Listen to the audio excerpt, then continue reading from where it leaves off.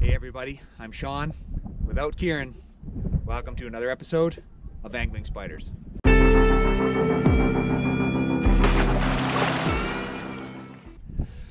Welcome back everybody. On today's episode, I am ice fishing at Badger Lake in southeastern Alberta. I am out here with my wife, who joined me for the day. She will be behind the camera today, and she's currently sitting in the tent. It is a very windy day out here at Badger, and so we are in the tent, but we're going to have to set up the ice anchors, and I'll show you guys the install of that because I've never used them before, so that's a first for us. And came to Badger because if you guys have been watching the channel, you know that we've come here a couple of times kayak fishing in the summer. Great place to catch some pike, so I thought I'd come out here and try it today. This is also possibly the last time that we'll be ice fishing for sure in southern Alberta, so for a couple of different reasons. First and foremost, this is a PP1 lake, and PP1 lakes in southern Alberta close, most of them I believe, on March 15th.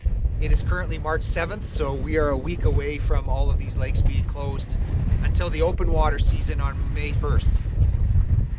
So that's one reason. But the second reason is that it's been quite warm here in Alberta for the last week. About a week ago it started going above zero.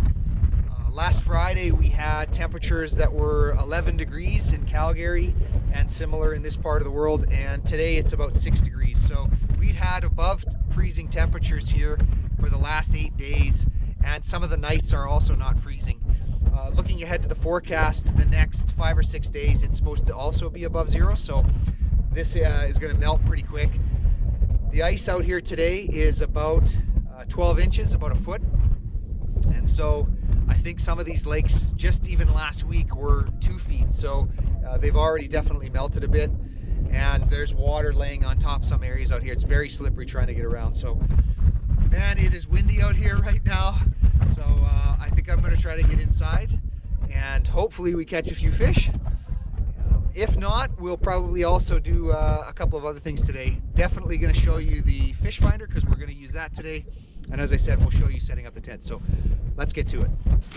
So since we got here this morning, the wind has come up big time, so we're having to use the tent anchors for the first time. I hadn't used them before. Pretty easy to use. All you got to do is screw them into the ice. I've seen some people use a drill to do this, and there's a drill attachment that goes on to an electric drill that makes this a lot easier. I find that it's just getting it started. Once it grips, which it's just done right now, it's really easy. So there you go, guys. If you're wondering about how you anchor one of these tents down, these ice anchors that are included work really well. They grab really strong, as you can see. Once you get down further, it's actually quite hard to turn these, but that's good. You want it to anchor and hold, and we need it today because we actually had a tough time setting the tent up in the wind here. It wanted to fly off. So there it is. This is secure. This isn't going anywhere now, and we can get back to fishing. All right, got our first fish of the day here, everybody. It's a tiny one, but it's a fish nonetheless. There we go. Little tiny pike. Hooked right in the side of the mouth. We got our predator rig here, working great.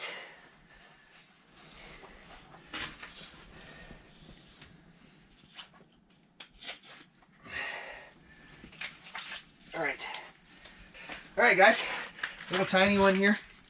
Very tiny. I'd say about maybe 20 inches, but a fish nonetheless. So let's get it back in the hole. Let's do a release here, everybody.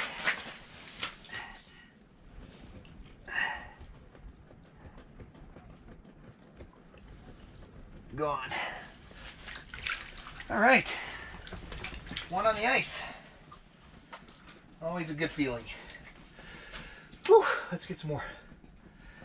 So we showed you guys putting in an ice anchor here. You can see one in the corner there, but it wasn't enough. The wind is so strong out here right now that it's actually pushing the sides of the tent in. So I also had to add one of these anchor lines. So I did that for the first time. Same install, you just screw out into one of the anchors, and then you use the attached tether lines that come with the tent and attach it to the pullout. That keeps the wall from collapsing as the wind is pushing on it. So I only have one on right now, just the direction that the wind is pushing from. I don't have any on the other sides of the tent, but there's enough in there that I could put more on if I needed to. So seems to work pretty good. Since I put that on there, I haven't had any issues. The tent wall did collapse a couple times while I was trying to install it, so I'm glad I've got those things.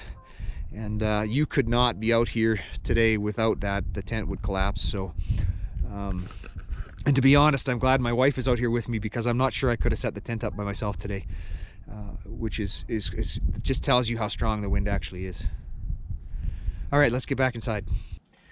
So I just missed a fish here, and we just moved locations. Before we were fishing in about 1.4 meters of water, caught that little one. We just moved to a new location here. We're now in 3.3 meters of water, as you can see. And at this location, I decided to use the flasher. As you can see, I'm fishing near the bottom. This is my lure. And just a minute ago here, we picked up a fish on the flasher, and it was coming towards my hook. And I actually got it, but he got off as I was trying to bring it up. So unfortunately, we weren't filming at the time, but very clearly you could see the fish come towards the bait.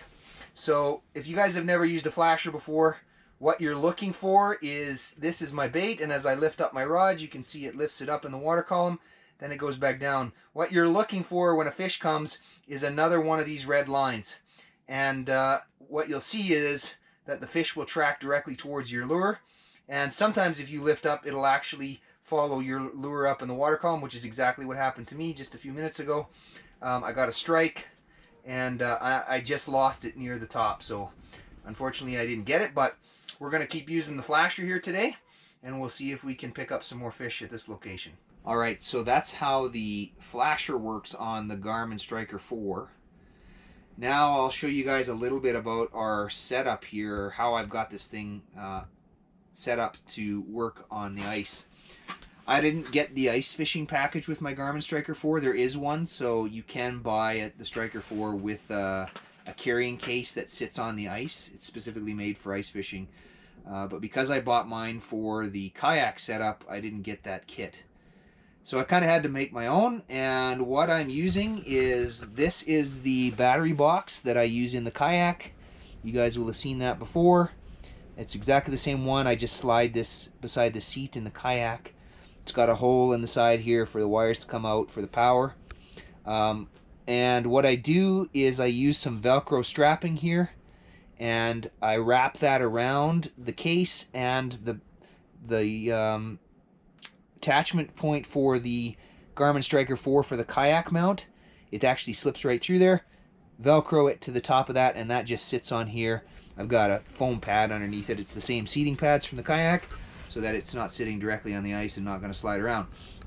Then that's feeding over to the transducer, and for the transducer, all I've got on here just to keep it floating is a piece of pool noodle. So this is the Scotty transducer arm directly from our kayak.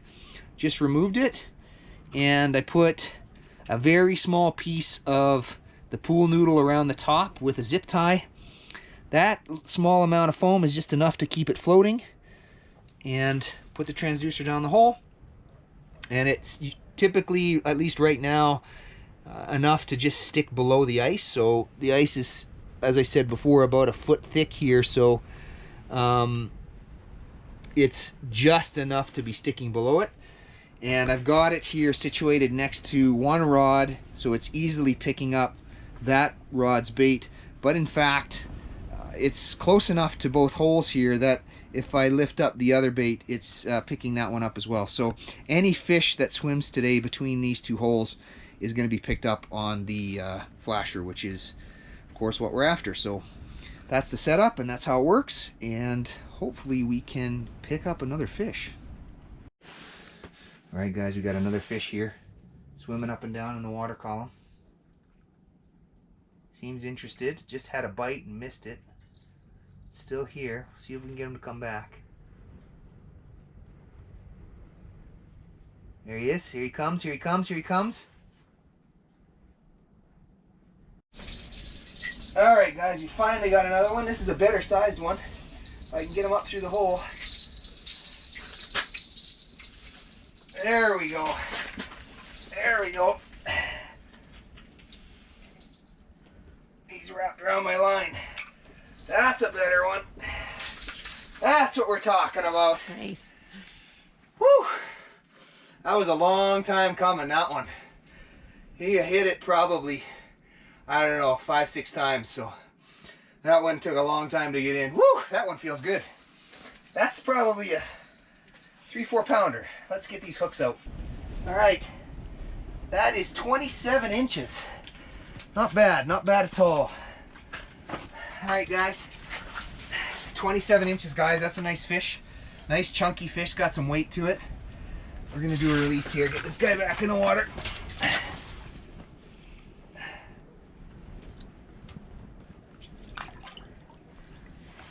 There he goes. Awesome. That's a good one.